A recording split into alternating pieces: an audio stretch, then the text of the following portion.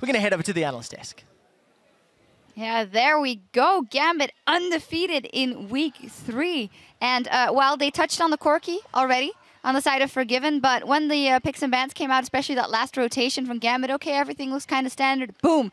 Taric, which we both kind of frowned upon seeing it coming out. It was kind of strange. I thought it was like a visual bug on the on the Champions League or something, but Taric came in, but it feels like it did kind of good against the Kalista, good to set up ganks, and I think the thought process is, you'll be useless later, and I'll take you with me, Kalista. That is like the thought process, because if Kalista does a snowball, she doesn't really do anything. Yeah, and break that down maybe a little bit more. We had the Alistar Kalista, and traditionally, I said as well, Candy Panda has had very good early game runs on that Kalista, but also Forgiven and Gosu Pepper working together as that Corki Taric lane. I would forget it, we don't see him that often in that. I think the gank that came in from Diamond Prox was very well timed. He got the Rek'Sai, which was kind of surprising. He doesn't play a lot of strong junglers, and he got this possibly the strongest early game jungler in the game. And he punished the bot lane, and like it's perfect to do it against the Kalista bot lane, because it really scales poorly into the late game. Well, as you mentioned, they got the first blood that way. We're actually going to get a replay up on the screen from a little bit further, which was a tower dive, I do believe, from Gambit coming out. I think this particular replay, what I'm thinking is it kind of highlights everything about the game. It's kind of messy. It also shows that Hecarim has this dominance in top lane. TP is in first, and also the fact that Gambit's bot lane is dominant in the bot lane. So they set up this dive, and we see Svenskr is coming in. He's kind of the shining light of SK. As the guys at the desk, I mean at the casting desk, said, he's had more damage than the Kalista, and we can clearly see that he's doing a lot of work in this fight. And also the fact that Gambit are coming out ahead after this fight also shows that they're kind of the stronger team in this matchup, simply because they're stronger bot lane and also stronger in the top lane. And we see Gambit Unforgiven, like, he's doing well with the Corki, and they kind of clean up the fight. Kind of sad that Svenskr dies in the end, but I don't think there's much more to say about this replay. But it kind of highlights everything about the game. Yeah, I think we were gonna fast forward a little bit. Another kill comes out in the end there.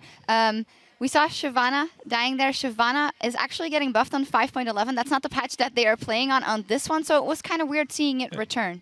It was kind of strange, like blind picking it. There was a lot of good picks that are good into it, and especially the Hecarim. It scales better, does better in lane with the Ignite, and especially no smite on the Shyvana. That is usually the case, that the mindset is Shyvana is going to take jungle camps, keep pushing, take the ground from the enemy team, and keep creating like an advantage for herself. But against Hecarim with Ignite, that's not going to happen. And Hecarim does so much more in the mid game, in the late game than Shyvana. She just jumps in and she just tries to hit things, but Lulu slows her down and she does nothing. Yeah, maybe he thought that Kabashar was going to go for the Gragas top lane again, but it wasn't true. It was the crazy pony. From the side of Gambit, though, they built that advantage up quite early. They did well in that. I actually thought they were going to go off much quicker. They actually took on the mid game and did pretty well, in my opinion. They went and they pushed all 3 lanes, but then it kind of slowed down again for them, which reminded me of the game yesterday, but it's to be expected. It is kind of, I can see a lot of progress, which, like, Rome wasn't built in a day. That's what they say. And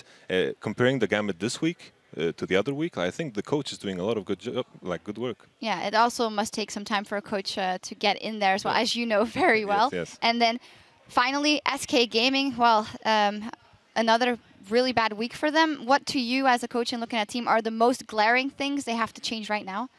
I feel there are clearly weaknesses in their, like, I think mid lane hasn't really adapted. You could see in the game he was always behind Fox in a matchup that should be very, like, I always call it these kind of matchup. Behind Betsy, yeah. Sorry. Like, this is like a potato matchup. And Vladimir should eventually win.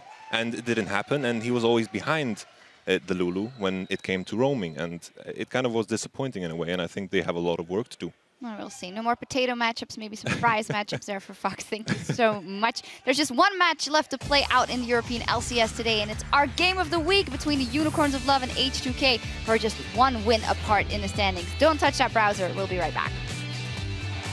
How well does SK know Forgiven? And how well does Forgiven knows SK? The end of the fight, and then Rated gets bounced, but he throws down the Unbreakable Will and stays alive. Svenskr puts the big body back onto Kabashar. We see Fate's Call. It's going to pull in Rated backwards. He's got no Unbreakable Will. We do see Fox and Hemoplague's pop, but Freddy is continuing to take damage. Onslaught of Shadows goes, I think, a little wide of Candy Panda, but Kabashar is just rampaging through. He 1v1s Candy Panda like a hot knife through butter. Gambit undefeated. SK 0-6.